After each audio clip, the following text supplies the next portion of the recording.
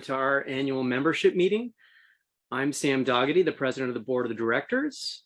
We've got a really informative program ahead and I'm excited about it. But first and foremost, I want to begin with a land acknowledgement. This is something we do now at every board meeting, but it's the first time we've done it at an annual membership meeting. This kind of recognition is a small but important step that we take as part of the work that we do with marginalized communities in the district. So I want to take a moment to acknowledge the stolen and abused land that we occupy in the Washington, D.C. area.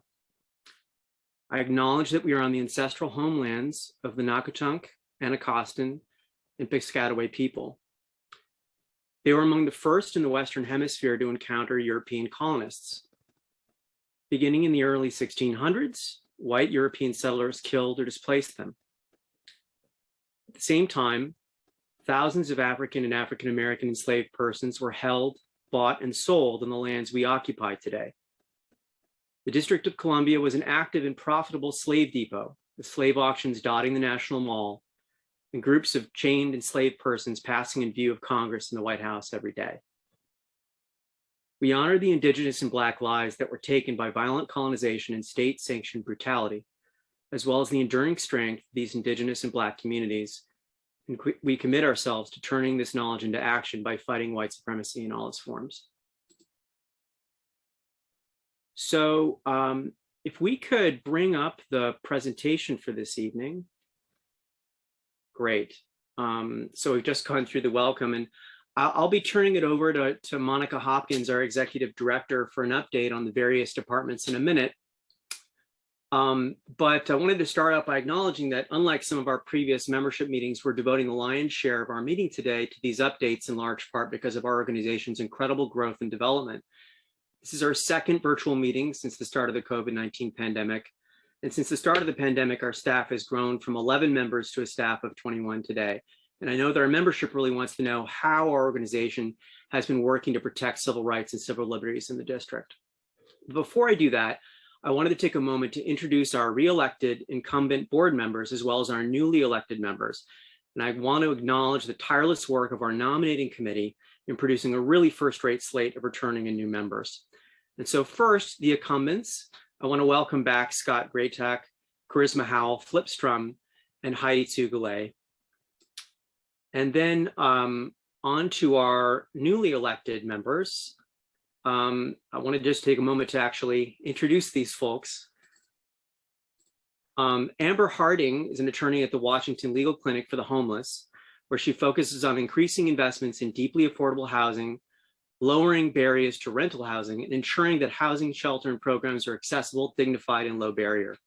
She also teaches a class at Georgetown University Law Center on homelessness, poverty, and advocacy strategies, is on the steering committees for the Way Home campaign and the Fair Budget Coalition. Sherry Himstra worked for more than 15 years as a policy analyst and manager in several federal government agencies in Washington, including the Administration on Aging, the U.S. Commission on Civil Rights, and the Environmental Protection Agency. She also served on the board of several nonprofit organizations in Washington, D.C. and other communities focused on improved healthcare, support for individuals and families experiencing homelessness, and efforts to eliminate homelessness. Renee Hutchins is the Dean of the University of the District of Columbia School of Law. Dean Hutchins is widely recognized as a leading expert on the Fourth Amendment and criminal appellate procedure, has authored 2 casebooks on criminal procedure, and in addition to her academic and clinical work, is a frequent commentator in both local and national media on issues ranging from post-conviction relief to the constitutional dimensions of criminal procedure. Debbie Rao is Supreme Court and Appellate Counsel at the MacArthur Justice Center, where she works on criminal justice issues and on behalf of incarcerated people and individuals whose constitutional rights have been violated. Previously, she worked at the National Women's Law Center, advocating on behalf of girls and LGBTQ+ students, using Title IX to ensure that they were fully protected against discrimination and harassment in schools.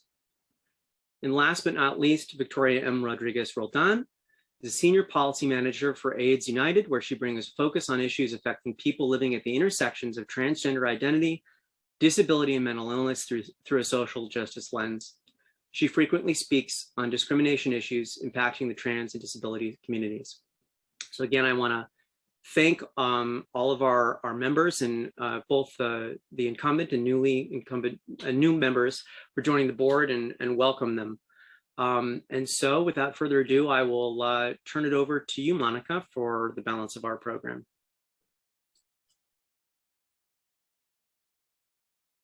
Thank you so much, Sam. And I would like to just also welcome our newly elected board members and also congratulate our incumbents for their return to the board. As Sam mentioned, this presentation for our annual membership meeting is a little bit different than years prior, where we would pick a topic and have a panel on that topic. And it has been such tremendous growth for our organization over the last couple of years that we thought it would be important to share with our members directly from the staff what our work has been and the direction in which we are going. And so I'm really pleased this evening that you will hear from several staff members about sort of our organizational development, but also the important work that we do in our communications department, in our policy work, and in our legal work. So without further ado, I will first turn it over to our Deputy Director of Operations, Nathan Warner, who joined our office in April of last year, just at the cusp of the beginning of the pandemic. And he'll talk more about his work here at the affiliate. Thank you, Monica, and hello and welcome to everyone. Today I'll be sharing a little bit about how some specifics about how the affiliate has grown over the past couple years, going back a little bit further than just 1 year. First up, this is a snapshot of the organization in January of 2020. At the time, there were 12 full-time employees and only 2 operational or administrative staff positions, and that's, of course, including our executive director, Monica, who, in addition to being our leader and an operational staff, of course, is our chief strategist and spokesperson. Our budget size for the last 2 fiscal years, our fiscal years run from April through March. So fiscal year 20 ended in that year. We had a budget of about 2.3 million. That's a total of all of our expenditures. And for fiscal year 21, we had a budget of about 3 million. We actually came in under that, partly due to COVID, because the money we had budgeted for events wasn't actually spent because so many things went virtual, so we didn't have to pay things like rent. You can get an idea of the organizational chart there. In addition to operations staff, there were 4 members in the legal department, 2 members in the development, only 1 communications staffer, and 3 personnel in the policy and advocacy department. And now we are in fiscal year 22. We have currently 21 positions budgeted, and 20 of those are full-time. So if you look at the organization over 4 years, we have just about doubled in size, thanks, of course, to our membership and our donor support. We've had 9 new roles added over the past year and a half, including, as Monica mentioned, my position to take on leadership of our operations and our administrative work, including finances and human resources. And we've added some additional operations staff, including our operations associate, Lauren, who is helping produce tonight, and Stacia, our executive assistant, who also manages our board meetings and board relations. We've also added a legal staff, a staff attorney. That's Michael, who was promoted from Dunn Fellow. In our policy and advocacy team, we've added 3 more positions. We're still hiring for a couple of those, but we've added a policy associate, campaign organizer, and policy counsel. That's in the purple all the way to the right on the organizational chart. And our communications staff. We've added the digital communications strategist and our advocacy communications strategist, as well as our new communications director, Amber, who you'll hear from tonight. And our current budget for this fiscal year is about 3.6 million. So in the past 3 years, our budget has increased by over $1 million.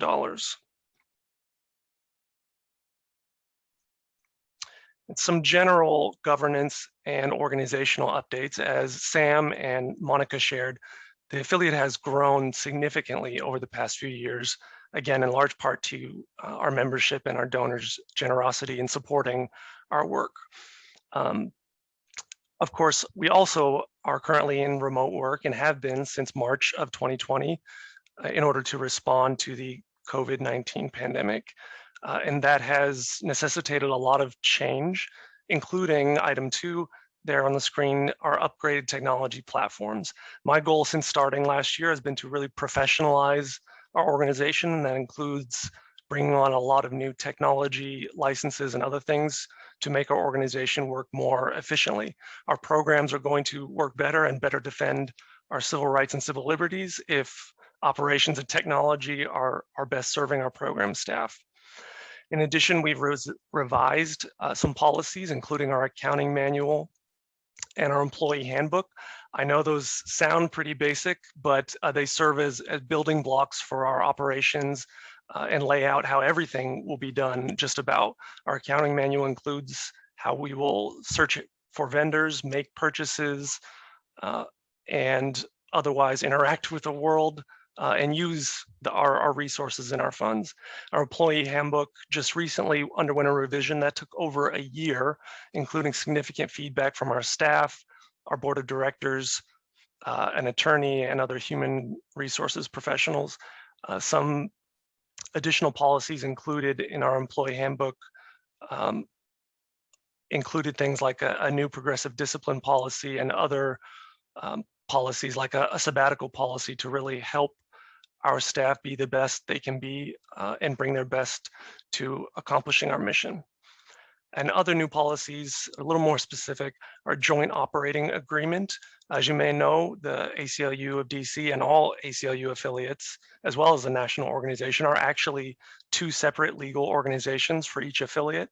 We are a 501c3, which is our foundation, and a 501c4, which is our advocacy arm and our membership arm. That's what you belong to with your membership. And so we've really laid out a new joint operating agreement that allows those 2 organizations to share resources and interact, again, to accomplish our work. And we've also created an investment policy, which explicitly lays out how we will invest and keep our reserve funds. Reserve funds ensure that we can operate in the future and at a sound level.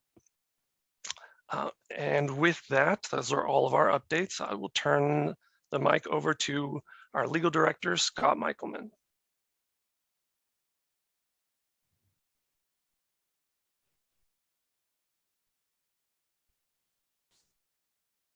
Thank you, Nathan. Welcome again to our membership meeting. It's so great to see how many of you are here. And I'd like to spend the next about 10 minutes or so giving you an overview of our litigation work specifically, which has grown tremendously over the past year. As Monica and Nathan have noted, it's been a period of tremendous growth, first in staff. As we noted, we're now up to 6 people, and we have so many new people. They didn't even get mentioned. There was also a part-time intake specialist to help with all of the intakes we received. So Jada Collins has joined our staff as well as staff attorney Michael Perloff, whom Nathan mentioned.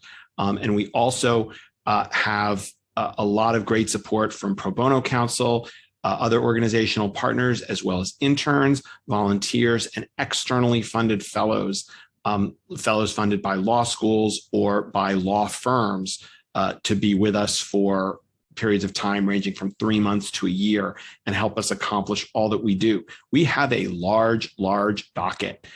Here you see a breakdown of the number of matters on our docket that we're actively working on in some stage. The blue you see is the share of significant investigations that have progressed beyond the intake stage where we're ramping up to bring potential cases.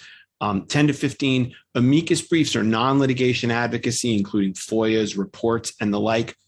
The lion's share of our work is active litigation, direct representation of clients in court.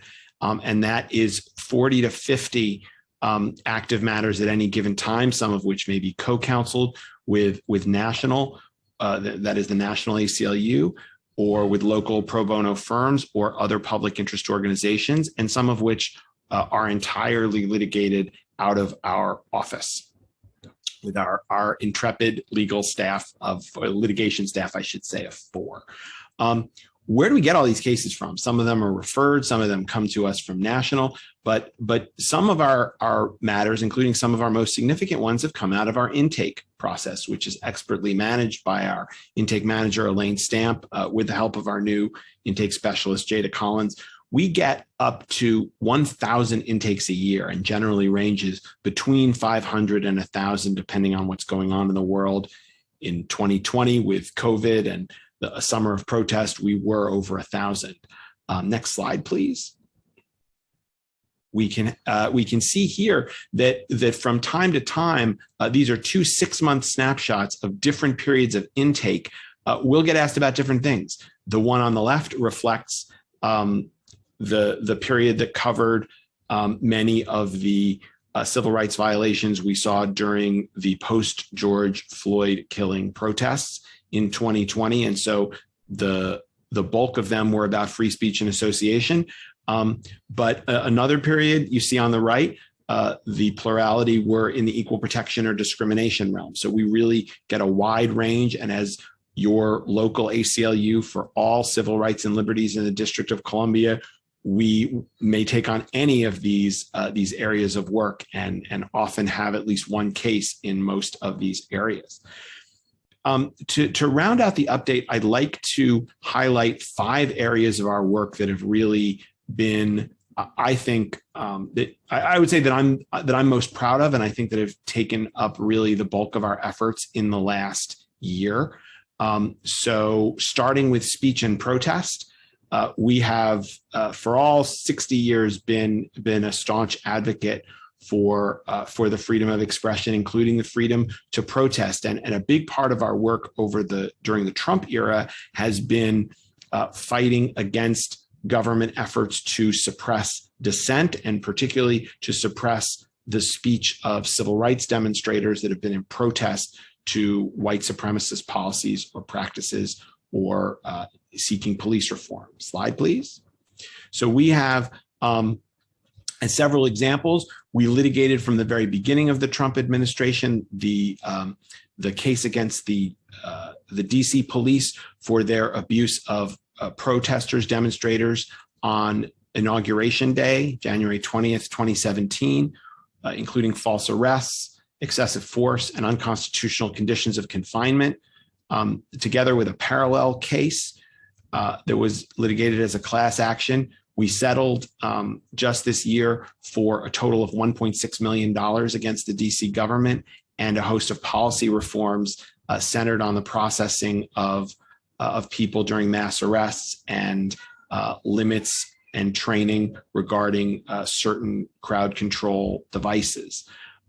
More recently, we sued, as many of you know, in the Black Lives Matter DC versus Trump case over the infamous clearing of Lafayette Square by violence, including tear gas, rubber bullets, and an armed charge shortly before then President Trump walked across Lafayette Park to visit St. John's Church. We represent Black Lives Matter DC and 8 individual demonstrators in what we're still seeking to litigate as a class action in that case. Also arising from that same summer of 2020, we filed an administrative complaint about the use of a military helicopter to intimidate demonstrators over Chinatown. We have just sued just this summer about a demonstration later last summer where the DC police used weapons that had been recently banned by the DC Council, including pepper spray and rubber bullets, injuring our clients to photojournalists. And with the help of a law firm and another nonprofit, produced a report about MPD's kettling of demonstrators on Swan Street in Northwest, with really no good reason and in violation, in sort of derogation of public health. So that has been a major focus, and particularly civil rights protest has been a major focus of our work this year. Next slide, please. We continue to work in criminal justice, which is, I think, together with the First Amendment, our other major area of focus in the long term. Having won an injunction in 2019 to force DC to comply with the NEAR Act to collect data on stop and frisk, we took them to court again this year in order to force them to release the data that we had to go to court to force them to collect. And we continue to produce reports and do advocacy about those data, which show the shocking racial disparities in the enforcement of the law by DC police. We're continuing to challenge the police practice of sexually invasive searches, as well as a number of other types of constitutional violations, including prolonged retention of arrestees' property and prolonged police stops. Next slide, please. We did not have a huge jail docket in the years prior to 2020, but with the COVID-19 outbreak, we filed 3 COVID detention conditions cases in March and April 2020, and one of them led to the closing of a halfway house, of a federal halfway house where conditions had been bad. The other 2 are still in progress. We're litigating against the DC jail and against St. Elizabeth's Psychiatric Hospital. We won injunctions in both cases, and we believe that in conjunction again with our partners, Washington Lawyers Committee for Civil Rights and the Public Defender Service in the various cases, as well as the law firm of Arnold and Porter, that those injunctions have helped save lives, and we're continuing to advocate for the rights of the vulnerable people in those institutions. Next slide, please. We've also ramped up our discrimination work, filing a case.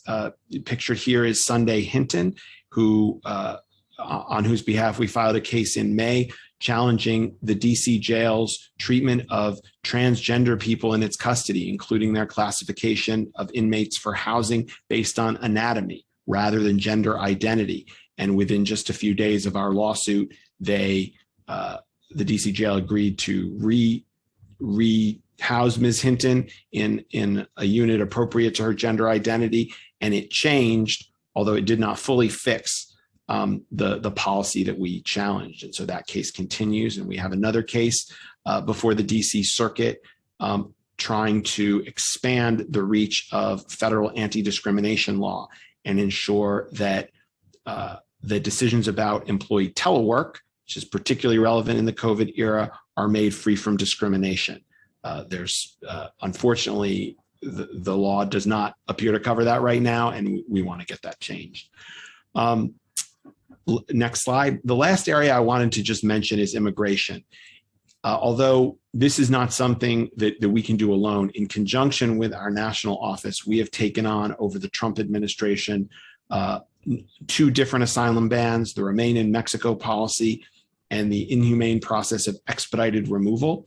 And just 2 weeks ago, we won a major injunction against the Biden administration's unlawful use of its public health power to expel refugees at the border. And so we're continuing to advocate on behalf of some of the most vulnerable people in our society, or trying to enter our society, but very much at the margins and facing very scary conditions and violations of their rights. So the future, final slide for me. We have an expression around the ACLU: the battle for civil liberties never stays won. And so with our bulked up staff and on the heels of some major wins in each of these areas, we're looking forward to continuing the battle for civil liberties, no matter who's in the presidency, no matter who is in the mayor's office. And so we will continue to update you, and you'll see our work hopefully reflected in the press as well as in reports directly from us. So with that, I'd like to turn it over to my colleague Naseem Mosheri, our Policy and Advocacy Director.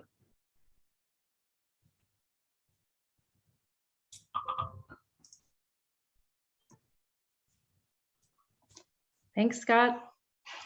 Hi, everyone. I'm Naseem Moshri. I'm Policy Director with the ACLU DC, and I am excited to talk to you a little bit about some of the highlights of our policy and advocacy work from this past year, and also provide a preview of what we're working on this fall.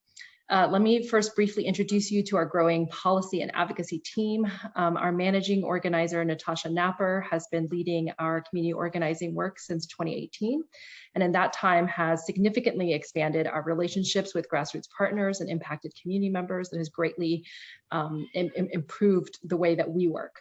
Our policy associate, Ahwefa Ananuko, joined us in the spring of 2020 for Ahwefa, and has been a critical voice for us at the council and in our coalition spaces. And our newest team member, Veronica Mosqueda, we just welcomed her this past August, and she will be leading some of our flagship campaigns. These are the folks that you can expect to hear from as we share opportunities to engage with our work throughout the year. Moving on to how we do our work, for those of you who may be new to the space, our work includes a combination of legislative advocacy, organizing efforts, and public education and outreach. So we advocate before the DC Council and with the mayor and executive agencies to move policy. We mobilize DC residents to take action on issues that impact our local communities, and we work to build relationships with grassroots partners and other community members to ensure that our work is rooted in the experiences of communities most impacted by the policies that we seek to change. And we also engage in education outreach efforts, including through Know Your Rights trainings on stop and frisk and demonstration rights, and our storytelling for advocacy workshops, which we held this past winter and spring to help community members gain the confidence to tell their own stories to effect change. And now we get to the work. So the overarching theme of our policy and advocacy work over the past year and continuing into this fall has been re-envisioning public safety. Well, what do we mean by that? For too long, the phrase public safety has been synonymous with police. For decades, policymakers have ignored community calls for resources like housing, healthcare, quality schools, living wage jobs, and other public health supports, and instead have invested heavily in the carceral system by increasing funding for law enforcement, expanding police powers, investing heavily in jails and prisons, and creating new criminal penalties to address every societal problem. Over the last 2 years, the pandemic laid bare the systemic racial and economic divides in access to these resources that proved to be public health determinants of contracting and dying from COVID-19. And at the same time, the mass movement for racial justice and police accountability following the murder of George Floyd pushed for a reckoning of the racism inherent in our policing and criminal legal system that has put Black district residents at disproportionately high risk of harassment and arrest, injury, and death at the hands of law enforcement, and which has only further destabilized communities without offering solutions to underlying causes of community violence.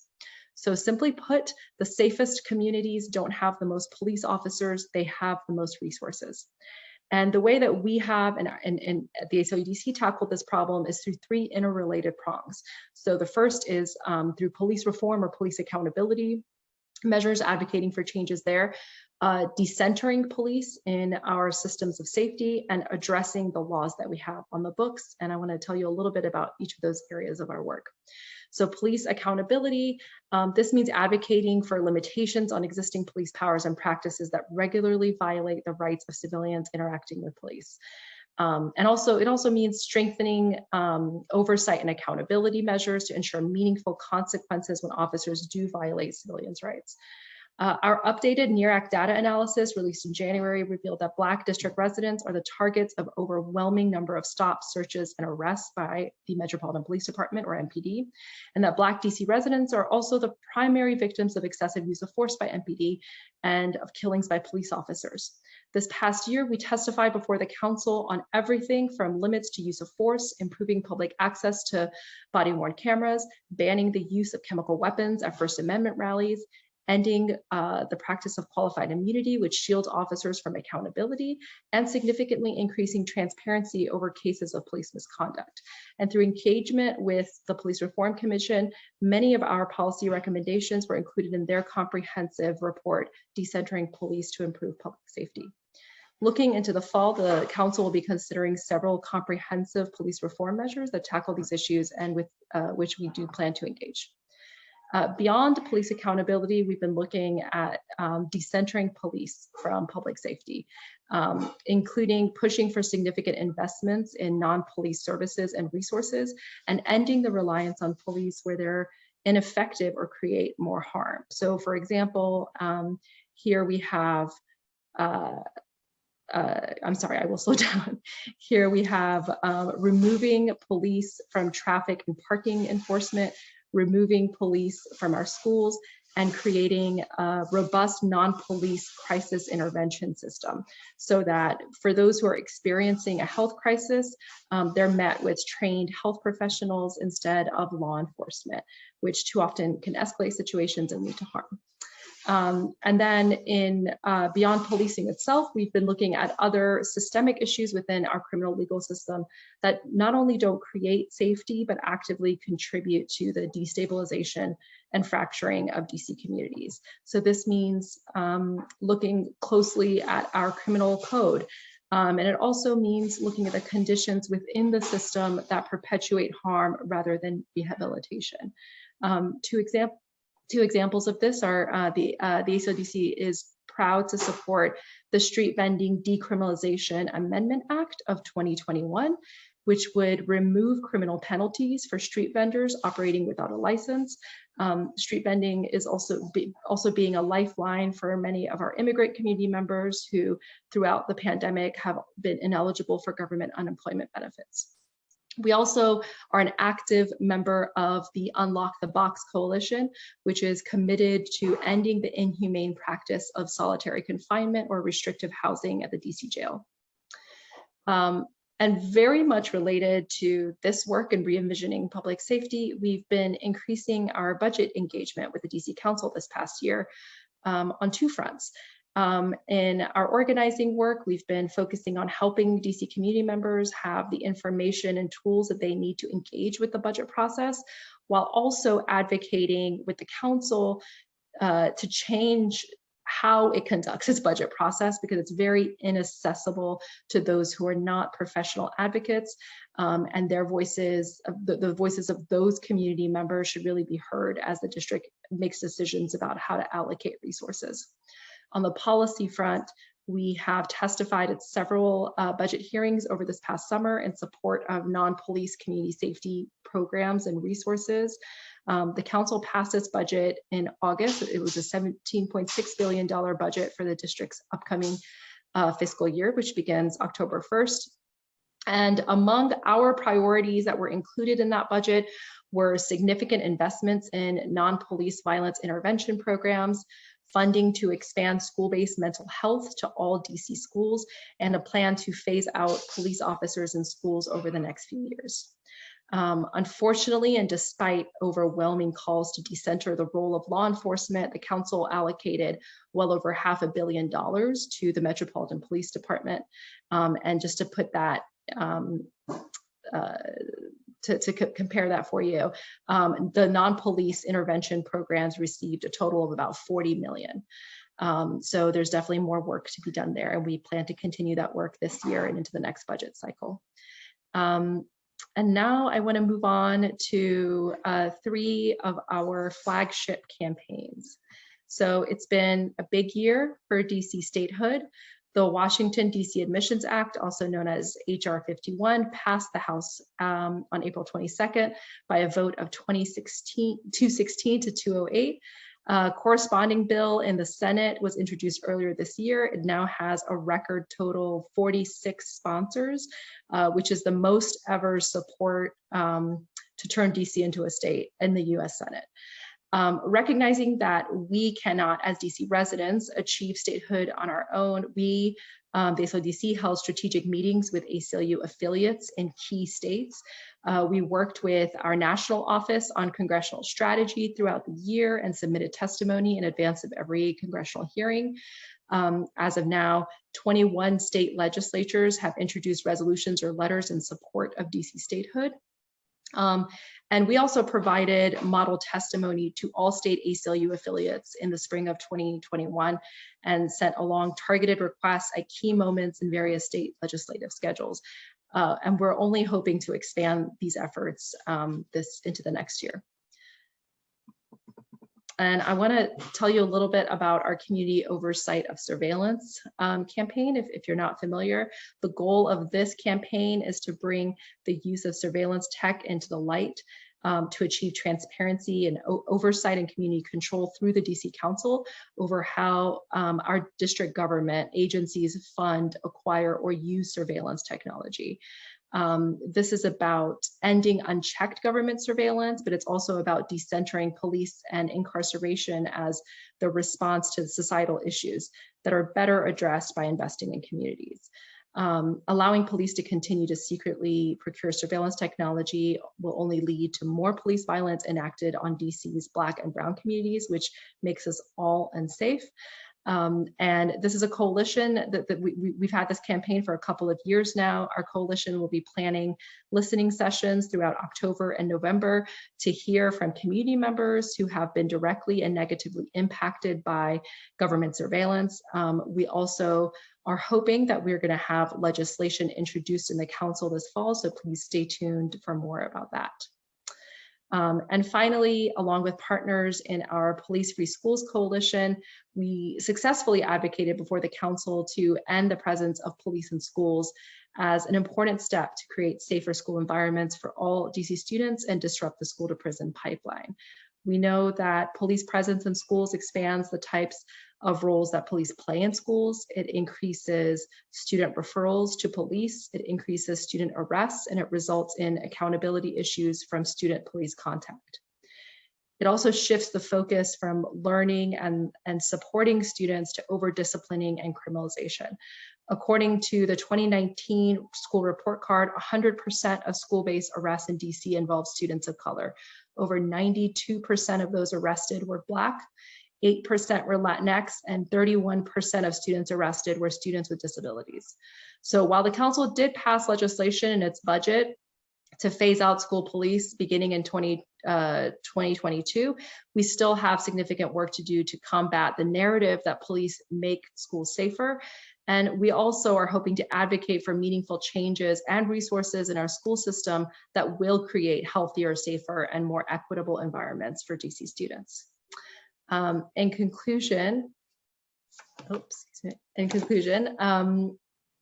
you know, we don't do any of this work on our own. We do this all with the help of our coalition partners and with the help of our members and just both impacted community members and those who are really invested in the district.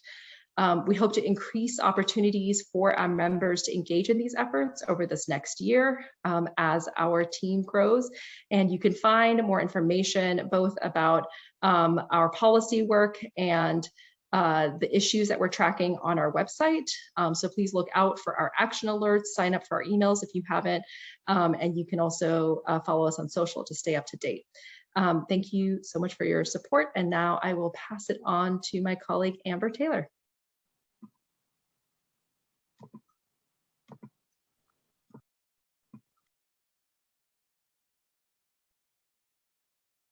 Good evening, everyone. It's nice to see y'all. I am Amber Taylor. I am the new Strategic Communications Director here at the ACLU of the District of Columbia. Next slide. So I wanted to talk with y'all tonight about the work that we've done on statehood this year. We have done an enormous amount of work on statehood this year, actually. We've created toolkits, both social media toolkits and other communication materials shared by our coalition partners and by members of the general public in advance of the House and Senate hearings on DC statehood. We also live tweeted the hearings to make sure that the facts and the stories about DC statehood were being shared with the general public.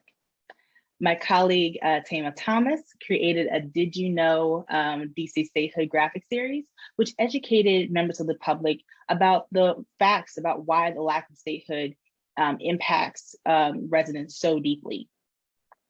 We also held a Statehood Matters in the DMV region event on March 27th and this year. And it featured experts like our very own Monica Hopkins, Representative Jamie Raskins of Maryland, Sabrina Sojourner, former shadow representative for DC, Phyllis Randall, chair of the Board of Supervisors in Loudoun County, Virginia. And that was an event that members of the general public were able to ask us questions about DC statehood to get the truth about why this matters for the over 700,000 people in the district.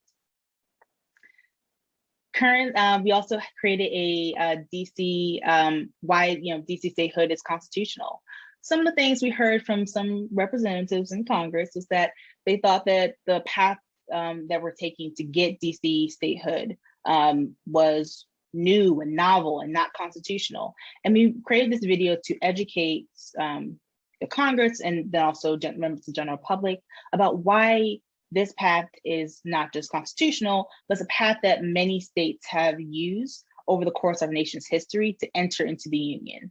And that the denial of DC statehood is a 200-year wrong that needs to be right.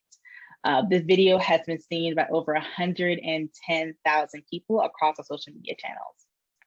And just last week, we hosted the Shutout, Voter Suppression, Racial Injustice, and the Fight for DC Statehood National Panel, which also featured Monica Hopkins, Jamal Holtz, who is organizer for 5151, George Musgrove, who co-wrote the book, Chocolate City, and Andrea Young, who is the executive director of the ACLU of Georgia, who also talked about how this is brought the parallels between the lack of representation for DC statehood, parallels to the voter suppression we're seeing in Georgia and across the country as well.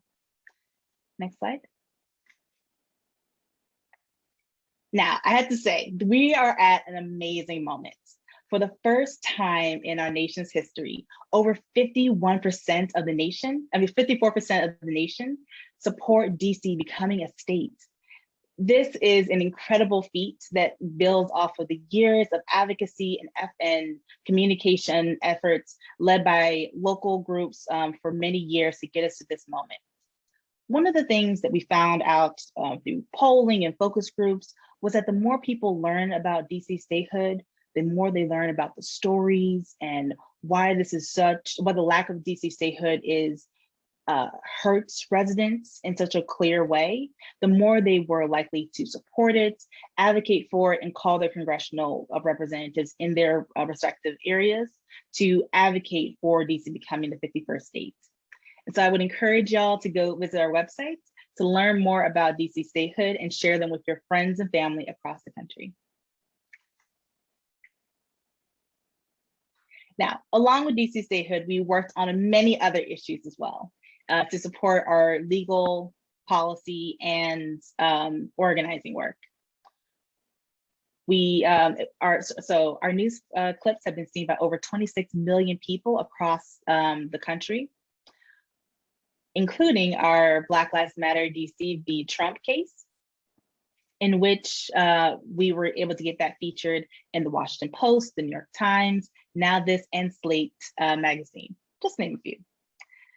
Also, this Sunday Hinton, who was the transgender woman we represented, who was advocating for her rights for when she was housed in the DC jail in the men's unit instead of based upon her gender identity. We were able to get her story featured locally in the Washington Post, the Washington Blade, the DCist, and the Metro Weekly. But we don't just go out and get media stories, although that's very important. We also are producing our own content. Just this April, we launched the ACLU blog series, in which we showcased just how many all the stories that are going on in DC that we want to be able to highlight, like anti-Asian hate crimes, government surveillance, the criminal justice reform efforts that we have going on, and DC Statehood, of course.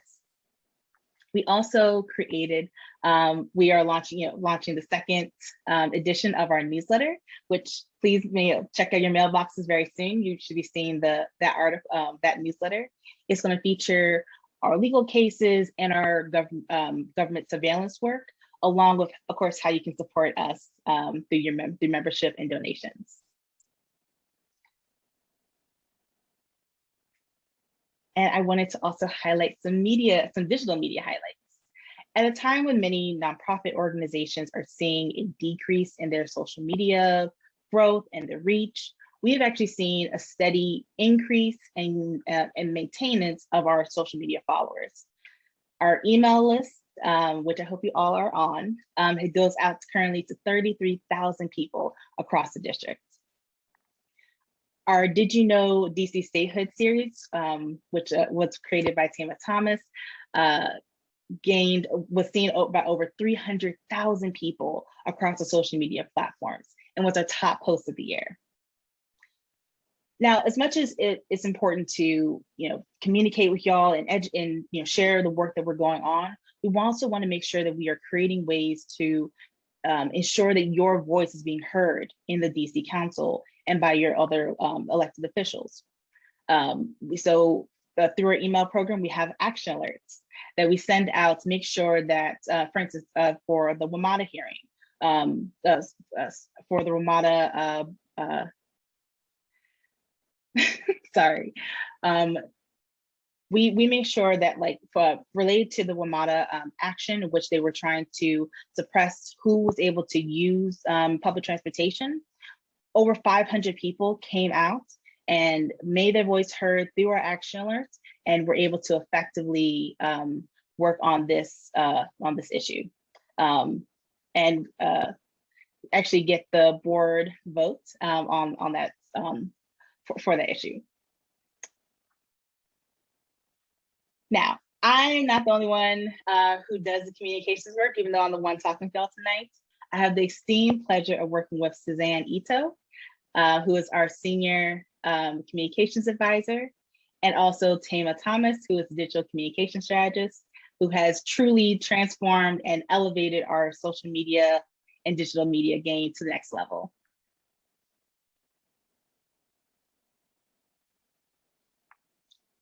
Now, I would be remiss if I didn't talk with everybody about how you can connect with our work and stay engaged with us after this event. So please, click on the link, go to our website to become a member. Make sure you're following us on Facebook, on Twitter, on Instagram. Sign up for our email list and visit our website at acludc.org. And now I'm going to pass it over to Monica Hopkins, our executive director. Thank you so much, Amber. And if all of you are feeling just a little bit overwhelmed by the sheer force of all the information from the staff, it gives you a nice breadth of the work that we have been doing at the forefront of civil liberties here in the district. And also with our statehood campaign, actually communicating with affiliates across the country and people across the country in order to get that campaign to happen. One note, if we do have a little bit of time for questions. If you do have a question or two, you can feel free to drop them in the Q&A box at the bottom of your screen, and we can answer those for you. I want to just also take a little bit of time and thank you once again for being a member of this organization. All of this vital work could not happen without your ongoing support, and additionally supporting us by showing up to events, testifying at the council, engaging in those actions that Amber talked to us about, and also connecting us sometimes to legal support and help when we partner with folks. It is also important for, we feel, for our members and donors to understand that with all this program work, it is vital that we have the infrastructure and support so all of the program individuals have the technology, systems, and needs met so they can stay focused on their work. So with that, I'm not seeing any questions in our Q&A box. I would say that if you have attended this event and you haven't seen it already, we are now having registrations for our Bill of Rights celebration, which will happen in November. We will send invitations out to all of the attendees of this event. It will be a virtual event, and we're really, really excited about our awardees this year. So you'll get notification of that. So seeing no questions from the group, once again, thank you so much for your attendance this evening. We will continue doing the hard work of protecting, preserving, defending, and advancing civil liberties here in the district and across the nation. And we are so glad to have you walking with us. Thank you and have a really great night.